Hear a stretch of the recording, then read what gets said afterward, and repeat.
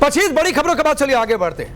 बंगाल में चुनाव है, लिहाजा एक समुदाय विशेष के वोट बैंक को हासिल करने के लिए पूरा प्रोपेगेंडा हो रहा।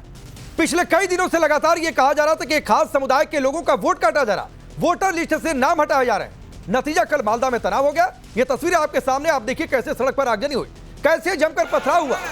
अफसरों पर जो ईंट पत्थर फेंके गए उन्हें 9 घंटे तक बंधक बनाकर रखा गया मालदा में, जबकि एसआईआर का काम कोर्ट की निगरानी में हो रहा था।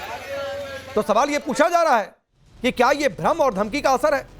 मालदा में जो कुछ हुआ है इसके ऑब्जर्वेशन में सुप्रीम कोर्ट ने आज बड़ी टिप्पणी कर दी। इस रिपोर्ट को देखिए, फिर डिबेट करें।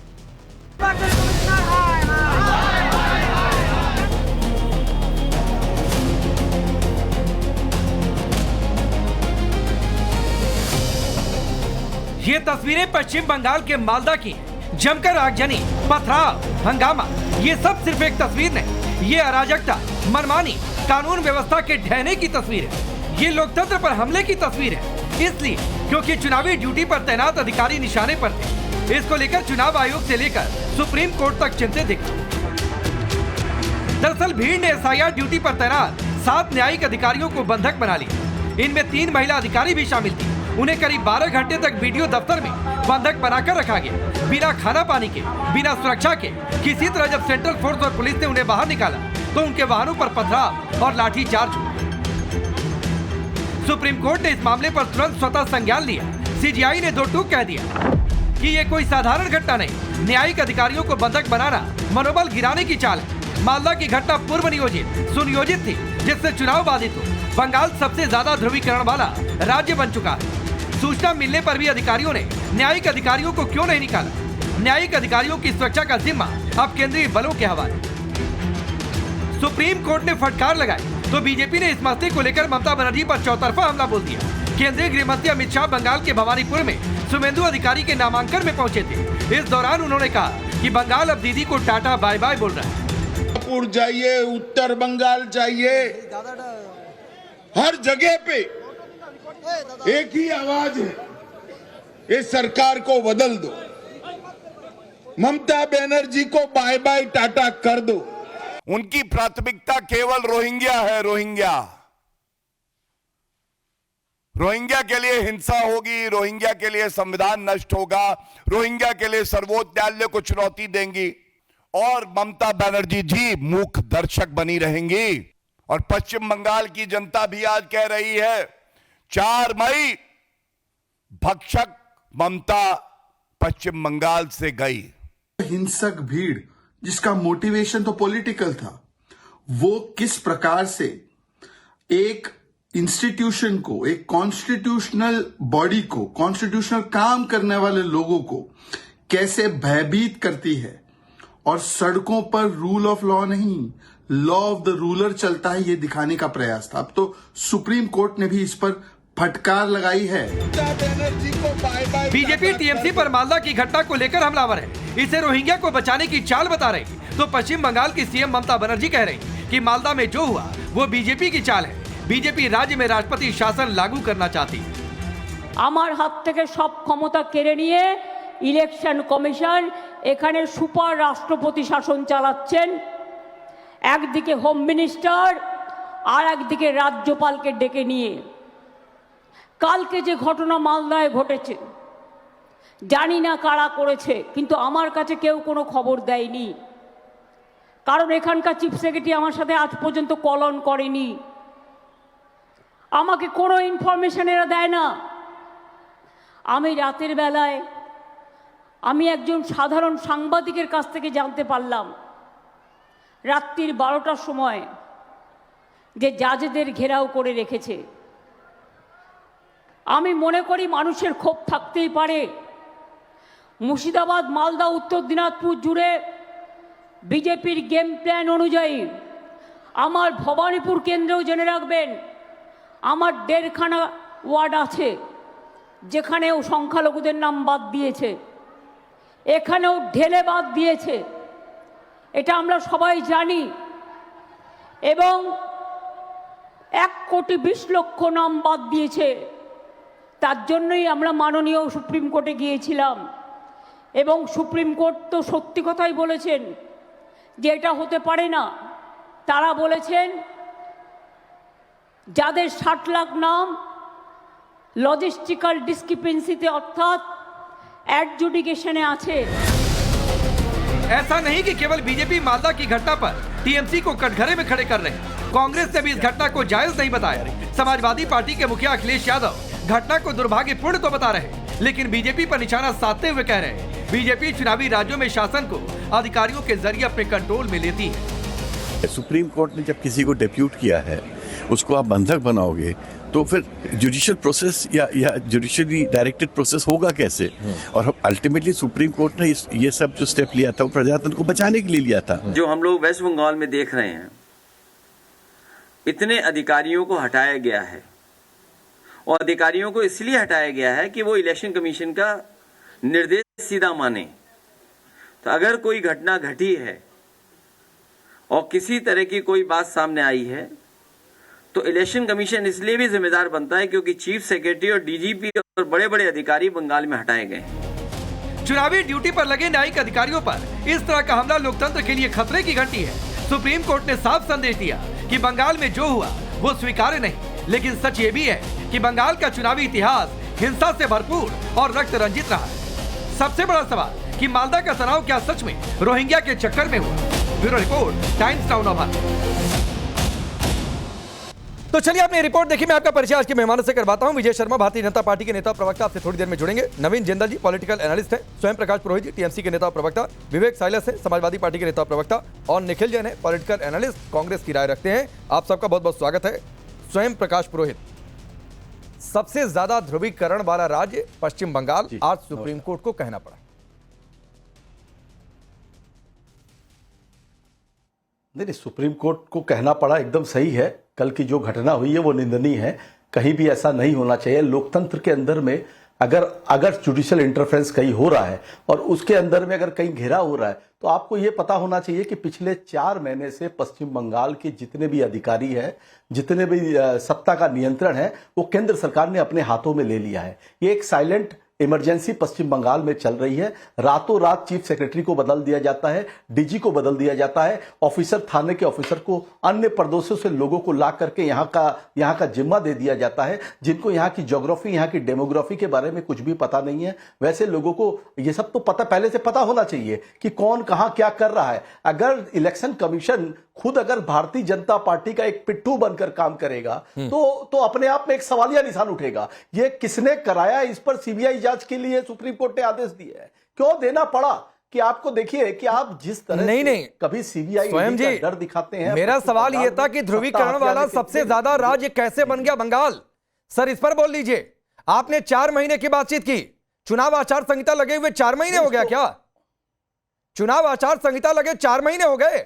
अधिकारियों का ट्रांसफर जिसका जिक्र आप कर रहे हैं 4 महीने हो गए सर। और उन हजारों लोगों को लेकर बोलिए ना, कौन लोग थे जिन्होंने जाकर रात 1 बजे तक बंधक बनाकर रखा? सुन लीजिए जवाब सुनिए ना। जवाब 4 नवंबर को जब से एसआईआर की प्रक्रिया शुरू हुई है तब से सारे अधिकारियों का नियंत्रण ये अपने हाथ से, अपने मनमानी से कर रहे हैं। सिर्फ वो जो एसआईआर में लगे हुए थे सर, तो हमने खुद एसआईआर सिर्फ वो जो एसआईआर में लगे हुए थे, हमने भरवाए। राज्य की कानून व्यवस्था तब भी आप ही के जिम्मे थी। देखिए आचार संहिता के पहले तक आप कहिए तो आचार संहिता की डेट भी बता दो।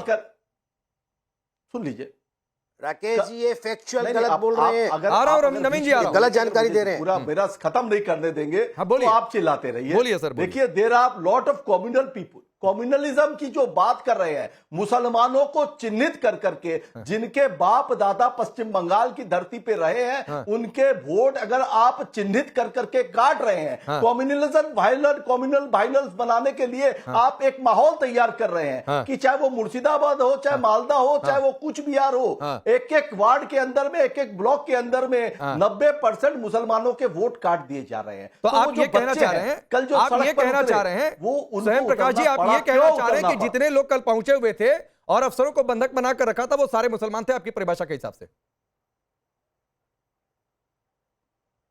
नहीं, अधिकतर आप मुसलमान और बंगाल की बात नहीं, आपने कहा कि एक ही समुदाय का वोट काटा गया। के वोटर में स्वयं प्रकाश पुरोहित जी, आपने कहा कि एक ही समुदाय का वोट काटा गया, तो आपकी परिभाषा के हिसाब से जिसका वोट काटा वो पहुंचा। आपकी परिभाषा के हिसाब से सिर्फ मुसलमानों का नाम कटा है वोटर लिस्ट से, तो असर आप ही की परिभाषा के हिसाब से सिर्फ मुसलमान कौन के बंधक बनाने के लिए आपने एक कम्युनिटी को दोषी ठहरा दिया पश्चिम बंगाल में। आप मेरी बात सुनिए, नहीं आप दोषी बनाते रहिए, आप मेरी बात मैं थोड़ी दोषी बना रहा हूं, आपने कहा सर। मगर सच्चाई ये है कि जब देश का प्रधानमंत्री, नहीं सुनिए ना, नहीं आप डिबेट करवा रहे हैं तो आप सवाल मुझे भी तो बोलने दीजिए। आपने कम्युनिटी की बात की, कम्युनिटी की बात जब देश का प्रधानमंत्री बोलता है कि आप कब्रिस्तान के नाम पर वोट करेंगे या शमशान के नाम पर वोट करेंगे, देश के गृह मंत्री आते हैं जिनकी जिम्मेदारी है, रिजाइन करना चाहिए गृह मंत्री को, जिनकी फेलियर है, जो बोलते हैं 1.5 करोड़ रोहिंग्या पश्चिम बंगाल में रहते हैं। अगर पश्चिम बंगाल में रहने वाला बतुआ समाज का व्यक्ति हो, राज्यवंशी हो, हिंदू हो, मुसलमान हो, पंजाबी हो, क्रिश्चियन हो, कोई भी धर्म का हो, उस व्यक्ति का वोटर अधिकार छीनने से जनता में क्रोध आक्रोश आएगा। नहीं ठीक है, मतलब ये सही हुआ, मतलब जनता में आक्रोश आएगा। तो नवीन जिंदल ये जो कुछ हुआ वो सही हुआ। पश्चिम बंगाल के मालदा में 7 अफसरों को 9 घंटे तक बंधक बनाकर रखा गया, जबकि वो न्यायिक अफसर थे, कोर्ट का इंटरफेरेंस था। क्या अब लोकतंत्र की धज्जियां उड़ी कि नहीं उड़ी? राकेश जी, पश्चिम बंगाल में जब से ममता दीदी को अपनी हार का डर सताया, तब से उन्होंने इस प्रकार का तांडव करना शुरू किया है। वोटों का ध्रुवीकरण करने का काम कर रही है ममता बनर्जी वहां पर। आप देखिए कि पश्चिम बंगाल में क्या हालत है। अब ये कहते हैं कि टीएमसी का ये कहना है कि चुनाव आयोग अब राज्य के अंदर चोरी होगी, डकैती होगी, उसकी जिम्मेदारी भी लेगा क्या? ये जिस प्रकार से इतना बड़ा मोब इकट्ठा हुआ था, तो लोकल पुलिस क्या कर रही थी उस क्षेत्र जहां से लोग इकट्ठे होकर के उन अधिकारियों तक, न्यायिक अधिकारियों तक जा रहे थे हजारों की भीड़ में, लोकल पुलिस ने उनको क्यों नहीं रोका? लोकल पुलिस का थानेदार कर क्या रहा था? इनको कुछ नहीं पता किसी को भी, वो भी चुनाव आयोग देखेगा। और ये देश में चुनाव की प्रक्रिया है कि हर देश के अंदर रिटर्निंग ऑफिसर दूसरे प्रांतों से जाते हैं। ये कोई नया नहीं है केवल पश्चिम बंगाल में जाते हैं, पूरे देश भर में जाते हैं। कोई नया है केवल पश्चिम बंगाल में पहली बार भेजे गए, ऐसा नहीं है। जब से देश में चुनाव हुए हैं, फेयर इलेक्शन की बात हुई है, आजादी के बाद से तब से भेजे जाते हैं। और उसके बाद फिर ये कहेंगे कि ध्रुवीकरण कर रही थी। एक हुमायूं कबीर क्या कर रही थी? एक हुमायूं कबीर, हुमायूं कबीर आपका इंटेलिजेंस राज्य सरकार की है। किसने बताया आपको? आपके बंदे समझ में है या नहीं है? राज्य सरकार की इंटेलिजेंस भुट्टे बुड़ रही है क्या? ये ममता बनर्जी की सेवा करने में लगी हुई है क्या? ये फाइलें चोरी करने में लगी हुई है क्या? नुमाइंदा है बॉस। जिस प्रकार से तो फंडिंग कहां से हो रही है? पश्चिम बंगाल में टीएमसी का विधायक हुमायूं कबीर एक आतंकवादी के नाम पर मस्जिद बनाने में लगा है और मुसलमानों का ध्रुवीकरण कर रहा है, करोड़ों रुपए वहां पर इकट्ठे कर रहा है और कोई रोकने वाला नहीं है। भारतीय जनता जेल में क्यों नहीं डाला? सुनिए, उनके द्वारा ममता बनर्जी ने उसको जेल में क्यों नहीं डाला? अरे पिट्ठू, सब तुम्हारे पिट्ठू है, सब जानते हैं क्या कर रहे हैं आप लोग। आज पश्चिम बंगाल के अंदर हालात ये है कि वहां पे वोटर परेशान है, वोटर दुखी है, चुनावी हिंसा 2018 में 50 लोगों की ठीक। मैं आगे बढ़ता हूं निखिल जैन। स्वयं जी आता हूं सर, नवीन जिंदल आता हूं, स्वयं जी आता हूं सर, आता हूं निखिल जैन। पहली बात स्वयं प्रकाश पुरोहित जी ने कहा कि एक ही समुदाय का नाम वोटर लिस्ट से कटा है।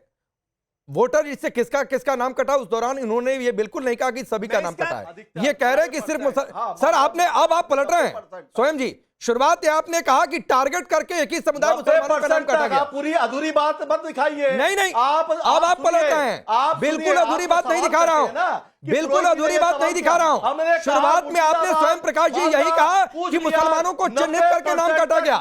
जब मैंने आपसे क्रॉस क्वेश्चन किया कि इसका मतलब ये बंधक बनाने वाले भी सारे मुसलमान थे आपकी परिभाषा के हिसाब से, तो आप पलट गए नहीं और भी लोग थे। तो सर ऐसे मत रंग बदलिए। वो आप बोलते रहिए कौन थे वो आइडेंटिफाई करिए ना। राकेश जी, मैं टीएमसी के नेता से पूछता हूं कि अब्दुल, एक नाम मैं बताता हूं केस स्टडी में, एक नाम केवल, कौन बिहार से आया, मोहम्मद अब्दुल सईद, मोहम्मद अब्दुल और अब्दुल सईद, एक ही नाम, एक ही व्यक्ति है और 3 वोटें उसकी, 3 वोटें उसकी, एक ही व्यक्ति है। इसका नाम काटना चाहिए नहीं काटना चाहिए? एक व्यक्ति 3 वोट, एक में लिखा मोहम्मद अब्दुल सईद, दूसरे में लिखा मोहम्मद अब्दुल, तीसरे में लिखा अब्दुल सईद। ठीक है, अब इन दोनों, ठीक है, मैं आता हूं इस पर, आता हूं स्वयं जी और आपको समय दूंगा। निखिल जैन, रोहिंग्यन मुसलमानों, निखिल जैन कोर्ट का ऑब्जर्वेशन था, कोर्ट द्वारा नियुक्त ये अधिकारी थे जो एसआईआर को मॉनिटरिंग कर रहे थे, क्योंकि शिकायतें थी और कोर्ट को जाहिर सी बात है लगा होगा कि शिकायतों में दम है, इसलिए अपने ऑब्जर्वर लगा दिए कि जाओ देखो काम सही हो रहा है कि नहीं। अब मुझे आप बताइए कि मालदा में पहली बात संविधान की धज्जियां उड़ी या नहीं उड़ी? दूसरी बात है, क्या इस तरह बंधक बनाना जस्टिफाई है, जिससे स्वयं प्रकाश पुरोहित जस्टिफाई कर भी गए? राकेश जी, सबसे पहले तो इस घटना की कोई जस्टिफिकेशन नहीं हो सकती, बिल्कुल गलत है। संविधान की धज्जियां उड़ी हैं, ये बिल्कुल नहीं होना चाहिए था। ये पूरी एडमिनिस्ट्रेशन को और जिन्होंने भी ये करा है या इसका समर्थन करा है, सबको शर्मसार करना चाहिए। पर मैं एक फैक्चुअल करेक्शन कर दूं, सुप्रीम कोर्ट में जो कहा गया कि वेस्ट बंगाल से ज्यादा ध्रुवीकरण वाला राज्य में हमने आज तक नहीं देखा, वो राजनीतिक ध्रुवीकरण की बात हो रही है और धार्मिक ध्रुवीकरण की बात नहीं हो रही है। अगर आप पूरा है वो सेंटेंस पढ़ेंगे तो उसमें वो क्लियर है। और मैं ये नहीं कह रहा कि राजनीतिक ध्रुवीकरण सही है, गलत तो वो भी बहुत है। अगर अफसरान जो हैं, ब्यूरोक्रेट्स हैं, पुलिस ऑफिशियल्स हैं, गवर्नमेंट लॉयर्स हैं, if all of them start behaving कि कौन सी पार्टी के हैं, वो उस पार्टी के रंग में वो बोलने लगे और सरकार के काम ना करें, तो वो बिल्कुल गलत है। पर मुद्दा इसमें यह है, गलती किसकी है? क्या ममता बनर्जी की है, क्या टीएमसी की है, या इलेक्शन कमीशन की है? क्योंकि ये जितने भी अधिकारी हैं, local police, DM, SP, range IG, home सचिव, सारे के सारे तो इलेक्शन कमीशन के अंडर आते हैं। सबको तो इलेक्शन कमीशन ने अभी चेंज नहीं निखिल जैन, ना निखिल जैन, अभी अधिकारियों की बातचीत कहां से है? अभी तो मालदा के डीएम को देखना है कि वो समय पर पहुंचे क्यों नहीं, उसको लेकर कोर्ट ने जवाब मांगा है। वो तो बात की बात है भाई, ये हजारों लोगों की भीड़ कैसे पहुंच गई?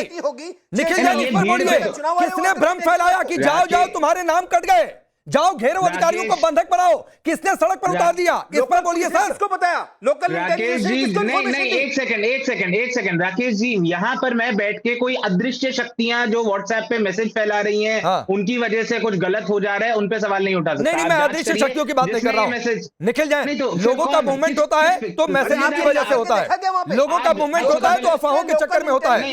ऐसे उठकर लोग नहीं पहुंच जाते हजारों की भीड़ में। राकेश जी, आप एक चीज बताइए, जब बेंगलोर में स्टैम्पेड होती है तब आप क्या करते हैं? तब बैंगलोर की सरकार से सवाल नहीं, बैंगलोर की स्टैम्पेड, और आप इसको एक करके एक तराजू में तोल रहे हैं। जस्टिफाई कर दिया निखिल जैन आपने, जस्टिफाई कर दिया आपने कि बैंगलोर की स्टैम्पेड, अरे सर, और मालदा में अधिकारियों को बंधक बनाना दोनों एक बातें हैं आपके हिसाब से? नहीं, बिल्कुल भी नहीं। जिन्होंने कराया ये गलत। फिर बैंगलोर का स्टैम्पेड कैसे आया बीच में? एक बारी सुनिए तो, जिन्होंने कराया उन्होंने तो गलत कराया, उन्होंने तो क्रिमिनल काम कराया। अरे सर, आप बीच में क्यों इंटरजेक्ट करे जा रहे हैं? ठीक है नवीन जी, एक बार बोलने दीजिए। निखिल जैन बोलिए, अगले 30 सेकंड आपके, uninterrupted 30 second for Nikhil Jain. Thank you so much. देखिए, जिन्होंने ये गड़बड़ करी है उन्होंने तो गलत करा ही है, वो तो अपराधी हैं, उन्हें पकड़ के जेल में डालना चाहिए। अरे मुझे क्या पता किसने करी है, वो तो पुलिस जांच करेगी, वो बताएगी ना। आज मैं टीवी पे बैठ के, या कोई भी राजनीतिक दल का कोई भी प्रवक्ता टीवी पे बैठ के क्या कर सकता है? वो जिम्मेदारी मांग सकता है कि किसकी जिम्मेदारी है। मैंने बैंगलोर के स्टैम्पीड का जिक्र इसलिए करा कि अगर वहां स्टैम्पीड होती है तो जिम्मेदारी किसकी पकड़ी जाती है? जो सरकार है। अगर उत्तर प्रदेश में कुंभ के मेले में 150 लोग स्टैम्पीड में मारे जाते हैं तो जिम्मेदारी किससे मांगी जाती है? योगी आदित्यनाथ से। तो अभी सर इलेक्शन कमीशन से मांगी जाएगी ना। मैं इसलिए बीच में आऊंगा कि आपकी तुलना गलत है। किसी कार्यक्रम में भागदौड़ मच जाना, अव्यवस्था के चलते हुए कलमबस्ता हो गया, और प्रदर्शन करते हुए जाकर 7 अफसरों को बंधक बना लीजिए, वो दोनों अलग बातें हैं। आपको नहीं भाई, क्यों नहीं? Nikhil Jain, sir, home secretary 5 घंटे तक फोन नहीं उठाते हैं, ये सुप्रीम कोर्ट में कहा गया। वो ठीक बात है, सुप्रीम कोर्ट ने आप होम सेक्रेटरी पर बोलेंगे, आप सब पर बोलेंगे, लेकिन उन 30,000 लोगों पर नहीं बोलेंगे। भेजा आपने, किसने उन लोगों को भ्रम में डाला, उस पर आप नहीं बोलेंगे। जिसने भी भ्रम में डाला उसने गलत करा, तो बोलिए ना सर उस पर। तो मुझे पता ही नहीं है ना कौन है। पुलिस अगर जांच बाकी सब आपको पता है। दो बात पूछ के बता दो। आप टीवी पे बैठ के बोल देंगे वो मुसलमान थे, दलित थे। मैंने कहा बोला, मैंने कहा बोला, स्वयं प्रकाश बोल रहे थे, मैं नहीं बोल रहा हूं। नहीं, मैं उनकी बात से कोई सहमति नहीं रखता कि अगर उन्होंने ये कहा है कि केवल मुसलमान थे तो मैं सहमति नहीं रखता, लेकिन मुझे नहीं लगता उन्होंने ये कहा। उन्होंने ये भाई, उन्होंने शुरुआत में कहा था निखिल जैन, उन्होंने शुरुआत में कहा था, बाद में उसमें करेक्शन भी उन्होंने किया। शुरुआत में कहा था कि वोटर्स के नाम कट रहे हैं वो एक ही समुदाय के। विवेक साइलस, ठीक है, ठीक। विजय शर्मा एक साथ रिप्लाई करिएगा। विवेक साइलस, हाँ आइडेंटिफाई करके, हाँ नहीं ठीक है सर, आइडेंटिफाई करके ना, ठीक है। अब विवेक साइलस, इसमें भी आप लोगों ने गुंजाइश तलाश ली कि अधिकारी के सहारे व्यवस्था अपने कंट्रोल में। ये तो कोर्ट के नियुक्त अधिकारी थे भाई, ऑब्जर्वेशन थे, यानी कोर्ट पर भी भरोसा नहीं है आपको। पांडे जी, मुझे कहीं ना कहीं लगता है कि जो घटना है वो दुखद है। बिल्कुल ये इस तरह की घटना का समर्थन नहीं कोई कर सकता है, लेकिन कहीं ना कहीं ये भी सवाल उठता है कि अब तो कानून व्यवस्था जो है वो और निष्पक्ष चुनाव कराना जो है वो चुनाव आयोग के हाथ में है कि बंगाल में निष्पक्ष चुनाव हो और शांति व्यवस्था बनी रहे। आयोग सैकड़ों ट्रांसफर कर चुका है, उसके बाद भी अगर कानून व्यवस्था कंट्रोल में नहीं आ रही है, संभाल नहीं पा रही है, तो कहीं ना कहीं आयोग को तो उत्तर देना ही पड़ेगा। देखिए, दोषियों को सजा बिल्कुल मिलनी चाहिए, समाजवादी पार्टी उसकी समर्थन करती है। और आयोग को ये प्रमाणित करना होगा कि वो निष्पक्ष पूरे देश, बंगाल में ही नहीं 5 राज्यों में जो चुनाव हो रहे हैं उसको निष्पक्ष कराएंगे। आप उत्तर प्रदेश की घटना देखिए, एक राम निहोर था, वो अंगूठा लगाता था, उसका फर्जी दस्तखत करके, हस्ताक्षर करके भारतीय जनता पार्टी के लोगों ने वोट कटवाने और बढ़वाने का काम किया, जिसको हमारे माननीय राष्ट्रीय अध्यक्ष जी ने प्रेस कॉन्फ्रेंस में भी सामने रखा। तो क्या चुनाव आयोग ने कोई भी कार्रवाई की? क्या उन अधिकारियों पे कार्रवाई हुई? बिल्कुल नहीं हुई। ममता जी लगातार पत्र लिख रही हैं, कोई जवाब क्या चुनाव आयोग ने दिया? नहीं दिया। फॉर्म 6 30 हजार पकड़े जा रहे हैं बंगाल में, कोई उसका स्पष्टीकरण आया? बिल्कुल नहीं आया।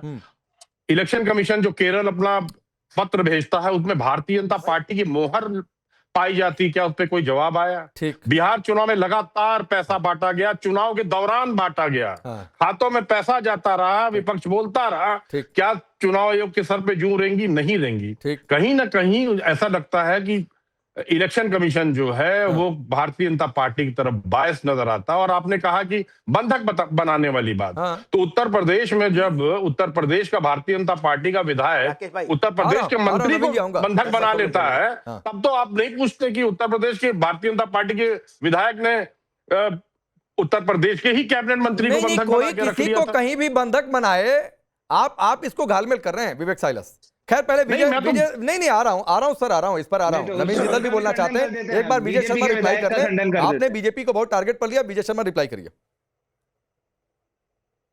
राकेश जी देखिए, एक बात समझ लेनी चाहिए हम सबको, अगर लोकतंत्र है तो हम सब लोग हैं। लोकतंत्र की रक्षा करना हमारी सबकी जिम्मेवारी, और जो कुछ हुआ है वो लोकतंत्र के माथे पे कलंक है। सुप्रीम कोर्ट ने क्या बोला है जरा गौर से देखिए। उन्होंने ये बोला है कि वो हमारे लिए हमारा काम कर रहे थे, तो एक किस्म से वो रिप्रेजेंटेटिव थे, वो न्यायिक अधिकारी, वो जजेज 2-3 स्टेटों के। तो इस तरह की जो कार्रवाई हुई है, इसकी कड़े निंदा करनी चाहिए, भर्त्सना करनी चाहिए। और तो मैं एक बात बता दूं आपको, वेस्ट बंगाल के अंदर पहला बात विजय शर्मा जी, हर बार स्वयं प्रकाश पुरोहित ने भी निंदा कर दी, विवेक साइलस, निखिल जैन सबने निंदा कर दी। सुनिए, वो पुरोहित जी क्या बोल रहे हैं, कह रहे हैं आपकी एजेंसियां कहाँ थी? जो कानून व्यवस्था वो राज्य के अंदर आती है, राज्य सरकार ने देखना होता है। वहाँ सीआईडी राज्य सरकार के काम करती है, और इतने लोगों ने हाईवे जाम कर दिया, 2 भागों में बांट दिया इतने घंटे तक। तो ये क्या कर रहे थे? ममता दीदी क्या कर रही थी? ममता दीदी तो इनको पता है कि ये चुनाव हारने जा रहे हैं, इनके घुसपैठियों के वोट कर रहे हैं, तभी तो इतने सारे लोग घुस गए। सुप्रीम कोर्ट ने साफ बोला, हमें पता है वो कौन लोग थे जिन्होंने बंधक बनाया है। तो इतनी गंभीर टिप्पणी सुप्रीम कोर्ट की जो आई है, इतनी गंभीर टिप्पणी मैंने आज तक नहीं सुनी, नहीं देखी। जिस तरह के हालात वहाँ आपातकाल जैसे हालात वेस्ट बंगाल, मैं इससे गंभीर टिप्पणी बताता हूँ, मैं इससे गंभीर टिप्पणी घड़ा जरूर भरेगा। और मैं तथ्य के आधार पे बात करता हूँ कि वेस्ट बंगाल के अंदर जो घुसपैठिए इन्होंने मतदाता बनाए, तो वो एक मतदाता बाहर होगा, चाहे ये जितना नहीं। तो विजय शर्मा, एक मिनट निखिल जैन, विजय शर्मा आप ये कहना चाहते हैं कि जितने लोगों की भीड़ थी, जितने लोग बंधक बनाए, वो सारे घुसपैठिए थे? नहीं, मैं ये कह रहा हूँ घुसपैठियों के वोट बचाने के लिए थे वो लोग सारे। अच्छा, वो लोग सही थे, घुसपैठियों को बचाने के लिए गए, यानी जितने लोग पहुंचे थे वो वोटर लिस्ट में थे। और अगर वोटर लिस्ट में थे तो पहुंचे क्यों थे फिर? नहीं, ये तो टीएमसी के गुंडे थे। टीएमसी के गुंडे अपने घुसपैठियों के अपने चुनाव जीतने के लिए वो पहुंचे थे वहां पे, ताकि डराया जा सके। सुप्रीम कोर्ट ने बोला ये बात। हाँ ठीक है, अब ठीक है, नहीं ठीक है। अब स्वयं प्रकाश पुरोहित जी आऊंगा, अब चूंकि टीएमसी के गुंडे बोला तो उस पर रिप्लाई करिए। अब स्वयं प्रकाश पुरोहित जी इसका रिप्लाई करिए। ये हजारों लोगों की भीड़ जो पहुंची, स्वयं प्रकाश पुरोहित जी सवाल सुनिए, विजय सिन्हा रुकिए। ये कह रहे हैं कि ये सारे टीएमसी के लोग थे, टीएमसी के गुंडे थे, ये आरोप आप पर लगा रहे हैं। और दूसरी बात है, कोर्ट की एक टिप्पणी तो है कि ये जो कुछ हुआ है एक तरीके से अदालत पर हमला है, क्योंकि अदालत द्वारा नियुक्त न्यायिक अधिकारी थे, तो उन पर हमला हुआ, तो अदालत पर हमला माना जाएगा। जी देखिए, जिस तरह से लॉजिकल डिस्क्रिपेंसी के नाम पर लोगों के वोट 1.5 करोड़ लोगों को पहले लाइन में खड़ा कर दिया गया, उसके बाद में जब जुडिशियल इंटरफेरेंस आया, हमारी नेत्री 7 दिन तक शांतिप्रिय धरना प्रदर्शन किया उन्होंने, ममता बनर्जी ने। उनके धरना प्रदर्शन करने के बाद में सुप्रीम कोर्ट ने कहा कि हम 24/7 खुले हैं, पश्चिम बंगाल में चुनाव होने के एक दिन पहले तक भी सप्लीमेंट्री लिस्ट में वोटर्स के नाम ऐड किए जाएंगे। मगर अब चूंकि चुनाव हो गए, लोग प्रचार कर रहे हैं, तो जिनके वोट काटे गए, जो लोग ऑलरेडी चले गए, डिलीटेड में चले गए हैं, जिनके माँ बाप दादा यहीं रहते थे, वो लोग सुनिए, बीच में मत बोलिए, मेरी बात तो खत्म होने दीजिए। इतनी उत्तेजित क्यों है? अरे सुन लो। नहीं राकेश जी, इसको बीच में मत बोलने दीजिए। जब नागरिकता और मतदान का अधिकार विसंगतियों के कारण और इलेक्शन कमीशन, जैसे साइमन कमीशन अंग्रेजों के समय में डंडा चलाता था, वैसे इलेक्शन कमीशन काम करेगा क्या? आप भारतीय जनता पार्टी शासित अधिकारियों को पश्चिम बंगाल में भेज दिया। जो चीफ सेक्रेटरी है, वो आज तक यहाँ के मुख्यमंत्री से फोन में उन्होंने बात तक करना मुनासिब नहीं समझा कि कौन यहाँ की मुख्यमंत्री है, और आप आरोप ममता बनर्जी पर लगा देंगे, तृणमूल पर कांग्रेस के गुंडे बोल देंगे। अरे भाई, अभी भी 22 लाख लोगों के नाम इंटर हुए हैं, बाकी जिनके नाम बाकी है, वो लोग तो अपने वोटर में नाम लिस्ट में जुड़वाने के लिए प्रयास करेंगे। अगर कल किसी ने भी प्रयास कैसे होता है? आप उनको पकड़िए, जेल में डालिए। आप अभी भी कह रहे हैं स्वयं प्रकाश पुरोहित की अगर सत्ता में और नहीं दिख रहा है, चुप रहिए। 7 अधिकारियों में 3 महिलाएं थी, आपको गड़बड़ नहीं दिख रहा है? 9 घंटे तक खाना पानी नहीं दिया, गड़बड़ नहीं दिख रहा है? हजारों की भीड़ खड़ी रहे, और जब अधिकारियों को निकाला जा रहा है तो गाड़ी पर जो है ईंट पत्थर डंडा मार रहे हैं, गड़बड़ नहीं दिख रहा है आपको? राकेश भाई, अगर तृणमूल कांग्रेस की सरकार के अधिकारी होते, पीएम होते, तब अभी आप क्या कहते कि आप उनको, मेरा जवाब सुनिए। अरे बीच में क्यों बोलते हो भाई? जब बंगाल की बात होती है तो मुझे 10 सेकंड लेता हूं सर, 10 सेकंड। बंगाल में अधिकार में अमित शाह आते हैं, और अमित शाह ने कहा 15 दिन तक रहेंगे, और 15 दिन तक वैसे ही बंगाल को जलाते रहेंगे। उनके अधिकारी बैठे हैं, जैसे गुजरात को जलाया था वैसे बंगाल को जलाने की तैयारी कर रहे हैं। यही तो उनका एजेंडा है कि पश्चिम बंगाल, उत्तर प्रदेश में जब इनकी सत्ता नहीं आई थी 2017 के पहले, इन्होंने कैसे उत्तर प्रदेश को जलाया था, कैसे दिल्ली में दंगे कराए थे, कैसे गुजरात में दंगे कराए थे। ठीक है, बोलिए विजय शर्मा। 10 सेकंड, 15 सेकंड आप बोलिए, फिर नवीन जी आ रहा हूं। 15 सेकंड विजय शर्मा, फिर नवीन जी आ रहा हूं। बोलिए। इन्होंने बोला है कि वहां पर अमित शाह जी कब रिजाइन करेंगे? अरे सुनिए, इन्होंने बोला कि जिनकी वोट कटी है वो लोग थे। अरे 45 लाख वोटों का निशान हो चुका है।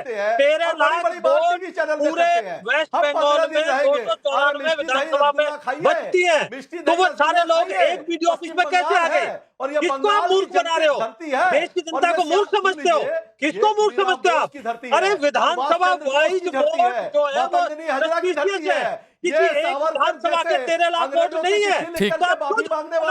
और वो न्यायिक अधिकारी अपनी ड्यूटी कर रहे थे। बंगाल के लोग उन्होंने 43 लाख लोगों का गांधी के विचारों के साथ खड़े हैं। वोटों का एक तरफ आप मुस्लिम पार्टी की बातें कर रहे हो। ठीक है, आपने कानून हाथ में ठीक है। नवीन जिंदल आप कुछ कहना चाह रहे थे? ठीक है, नवीन जिंदल बोलिए। हमने हाथ में ले लिया, आपसे सबल नहीं रहा। मैं राकेश जी 2-3 बातें बड़ी फैक्चुअल कहना चाहता हूं। अभी टीएमसी के नेता ने कहा कि सरकार को अभी जो इलेक्शन कमीशन है उसको उठा करके लोगों को जेल में डालना चाहिए। 2018, 21 और 23 के चुनाव में 3016 मुकदमे दर्ज हुए पश्चिम बंगाल के अंदर। उसके अंदर जितने लोगों को उस समय गिरफ्तार किया गया, किसी के खिलाफ आज तक एक भी कार्रवाई नहीं हुई, सबके सब बरी हो गए। अधिकांश केस की इन्वेस्टिगेशन नहीं हुई है। और दूसरा, अभी ये कह रहे हैं कि दिल्ली के अंदर दंगे कराए। दिल्ली के अंदर एक अंसार कबाड़ी को पकड़ा, सबने देखा, जिसने रामनवमी के जुलूस में तलवार चला करके हिंदुओं पर हमले किए, और उस अंसार कबाड़ी के पक्ष में अगले दिन सुबह एक देश के बड़े वकील कपिल सिब्बल और ये जैसे खड़े हो गए, इनकी फीस देने के लिए आम आदमी को अपने घर बेचना पड़ जाए, और कबाड़ी के लिए खड़े हो गए। कौन सा नेटवर्क है? ये सब जानते हैं किस प्रकार का नेटवर्क ये यूज कर रहे हैं। पश्चिम बंगाल के अंदर लोगों को जलाने और मारने का काम कर रहे हैं। पश्चिम बंगाल में महिलाओं के साथ जिन्होंने भाजपा को वोट किया था, उनके साथ रेप किया गया, उसकी वीडियो बना करके टीवी चैनलों पर सबको दिखाई गई। उसके बावजूद ममता बनर्जी ने किसी के खिलाफ कार्रवाई नहीं की। आज ये आकर के यहाँ बात कर रहे हैं, एक तरफ लोगों को धमका रहे, एक तरफ जुडिशियल अफसरों को धमका रहे, दूसरी तरफ जो है सिक्योरिटी एजेंसियों को धमका रहे। अच्छा, मुझे एक बात बताइए, एक मिनट नवीन जी, नवीन भाई, एक सेकंड रुकिए। स्वयं प्रकाश पुरोहित जी, आपने कहा कि ये लोग आक्रोशित थे, आपने कहा कि चलो चुनाव आयोग दिख रहा है तो सब कुछ उन्हीं की जिम्मेदारी है, चलिए 2 मिनट के लिए मैं अभी के दौर को छोड़ देता हूं। अब पश्चिम बंगाल में हिंसा कोई नई बात तो नहीं है, आप गूगल करिए, हजारों घटनाएं मिल जाएंगी सर। 15 साल से आप लोग शासन में हैं, मैं बहुत दूर नहीं जाता हूं, मुर्शिदाबाद की बात कर लेता हूं। छोड़ दीजिए अभी इस घटना को 2 मिनट के लिए। मुर्शिदाबाद में 120 से ज्यादा परिवारों को पलायन करना पड़ा, 500 से ज्यादा लोग पलायन हुए, मालदा के राहत कैंप में रहने के लिए मजबूर हुए। दावा यह हो गया कि 200, अब सुन लीजिए सर, सुन लीजिए, चुनाव की बात छोड़ ही देता हूं आपके हिसाब से। 200 हिंदुओं के घर जला दिए गए, कैसे हो गया था ये? आप अमित शाह से सवाल नहीं करेंगे क्या? अरे फिर वही बात है, से सवाल नहीं करेंगे आप। अमित शाह गृह मंत्री बोलते हैं कि मुझे भारतीय जनता पार्टी को दे दीजिए बंगाल, भले ही वो नेता कांग्रेस से आया हुआ हो, भले ही तृणमूल से आया हुआ हो, हमें अपने लोगों को भाजपा को वोट किया था, यहाँ के जल जंगल जमीन किसी में एक पे कार्रवाई हुई क्या? ये वोटर अधिकार की बात कर रहे हैं। 286 महिलाओं के लोगों के जनता के अधिकार को छीनने की अगर बात करेंगे तो ये बंगाल की जनता ठीक है स्वयं भाई, मैं आप सुनिए स्वयं प्रकाश पुरोहित, आप जो अमित शाह को लेकर सवाल पूछ रहे हैं, मैं अलग से 1 मिनट आपको देता हूं और अलग से दूंगा कि विजय शर्मा उस पर रिप्लाई करें। लेकिन मैंने जो मुर्शिदाबाद की बात की तो आप कल्टी क्यों काट लिया? जी जी जी नहीं, मैंने तो बताया गिरफ्तारियां हुई है 700 से ज्यादा। कैसे हो गया सर? क्या बात, कैसे हो गया? हजारों लोग कैसे सड़कों पर उतर गए? कैसे आगजनी और पथराव हो गया था मुर्शिदाबाद में? अरे यार, कौन तब उकसा दिया था? किसकी गलती थी? चिल्लाओगे या जवाब सुनोगे? हाँ बोलिए, चिल्लाओगे या जवाब सुनोगे? बोलिए सर, बोलिए। चिल्लाओगे या जवाब सुनिए। बीएसएफ की रिपोर्ट क्या थी कि बांग्लादेश से घुसपैठ हुई, झूठ बोलते हैं। जो मुर्शिदाबाद में दंगा था वो करवाया गया था। बीएसएफ की आप रिपोर्ट पढ़िए, झूठ बोलते हैं, रिपोर्ट पेश करिए, आप टीवी चैनल में दिखाइए। बीएसएफ की रिपोर्ट थी बांग्लादेश की घुसपैठ से थे, बांग्लादेश चल रहा था उस समय में, तब मुर्शिदाबाद की घटना हुई थी। आप भूल रहे हैं कि बांग्लादेश में हिंदुओं को कैसे मारा गया था, बांग्लादेश में हिंदुओं को कैसे मारा गया था। आपके प्रधानमंत्री बिल्कुल नहीं बोल रहा हूं, मैं बिल्कुल नहीं भूल रहा हूं, लेकिन सुनिए सर, सुनिए, जब आपका चुनाव था ये बहुत सियासी गोटी आप सही फिट कर रहे हैं स्वयं प्रकाश पुरोहित, ये सियासी गोटी आप सही फिट कर रहे हैं कि जब चुनाव नहीं था तब बीजेपी ने करवा दिया, तो फिर रोकना किसकी जिम्मेदारी थी? अब रुक जाइए सर, तब रोकना किसकी जिम्मेदारी थी? इस पर आप कुछ नहीं बोलेंगे, लेकिन करवा दिया आप दोष मानेंगे। अभी क्या है कि अभी भी करवा दिया, हमारा देखना ही काम नहीं था, चित भी अपनी पट भी अपनी। 3 दिन तक फोन उठाना बंद नहीं की। सुनिए, गुजरात में 3 दिन तक फोन नहीं उठाया गया था, 3 दिनों तक फोन नहीं उठाया गया था, मारकाट बस्ती रही। बिल्किस गानों को क्या किया गया सबको पता है, सुप्रीम कोर्ट ने क्या आदेश दिया था। आप पश्चिम बंगाल को गुजरात नहीं बनाने देंगे, आप बंगाल को अमित शाह बोलते 15 दिन रहेंगे और 15 दिन गुजरात तक पहुंच गए। गजब, निखिल जान बोलिए, आप कुछ कहना चाह रहे थे बहुत देर से। 15 दिन यही करके जीते। हाँ, मैं सिर्फ आपके दर्शकों को ये बताना चाहता हूँ कि आज सुप्रीम कोर्ट में क्या कहा गया कि इन अफसरों पे, इन जुडिशियल ऑफिसर्स पे जब अटैक हुआ, 3:30 बजे घेराव शुरू होता है। जिम्मेदारी घेराव को रोकने की किसकी है? पुलिस की। पुलिस कुछ नहीं करती। हाईकोर्ट का रजिस्ट्रार जनरल गृह सचिव को 8:30 बजे कॉल कर पाता है। 5 घंटे तक एडमिनिस्ट्रेशन में, पुलिस में कोई फोन नहीं उठाता। माफ कीजिएगा, मुझे यही याद आ रहा है कि किस तरीके से चाइना के टैंक आ रहे थे और हमारे आर्मी चीफ प्रधानमंत्री को फोन करने की कोशिश करते रहे, जवाब नहीं आ रहा था।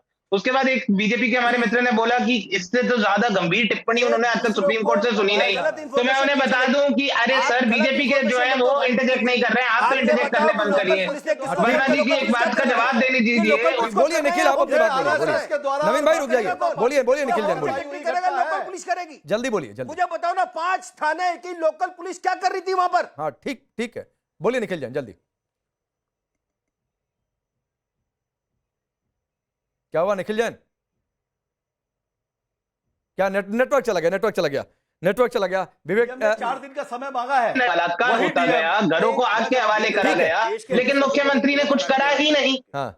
और यही यहां पर भी हुआ। यहां पर अगर हाईकोर्ट इंटरवीन नहीं करता, chief justice of the high court had to call. अब ये देखिए, चुनाव आयोग के पास जो प्रशासन है वो क्या कर रहा है, दही जमीली है उनके हाथों में। मुझे ये नहीं समझ आ रहा, हाईकोर्ट के चीफ जस्टिस कॉल कर रहे हैं, तब जाके जुडिशियल ऑफिसर्स को छोड़ा जा रहा है। ये बिल्कुल 2002 गुजरात दंगों का रिपीट है। चुनाव आयोग से अगर बेसिक एडमिनिस्ट्रेशन नहीं चल सकती तो उन्हें छोड़ देना चाहिए। ठीक है सर, छोड़ क्या देना चाहिए? अभी तो छूटा ही छूटा है, गुजरात में भी अभी तो छूटा ही छूटा है भाई। चुनाव होने दीजिए, मिलेगा किसी सरकार। Vijay Sharma short reply, 10-15 second में अपनी बात पूरी करिए। और यहाँ बोलते हैं पूरे देश के चुनाव एक साथ कराएंगे। देखिए निखिल जी ने बोला, उसका मैं जवाब दे दूं। राजीव कुमार याद है ना सीपी का, जो पुलिस कमिश्नर था कलकत्ता का, किस तरह से दीदी ने राज्यसभा मेंबर बनाया है, आपको याद है ना? ईडी ने छापेमारी की थी तो कैसे ममता दीदी अपने जो है डीजीपी के साथ लेके पहुंच गई थी और वहां ईडी अधिकारियों से फाइल छीन ली थी। ठीक है, तो ये चलिए वक्त इतना ही है, आप सबको रोकता हूं। बहुत बहुत शुक्रिया।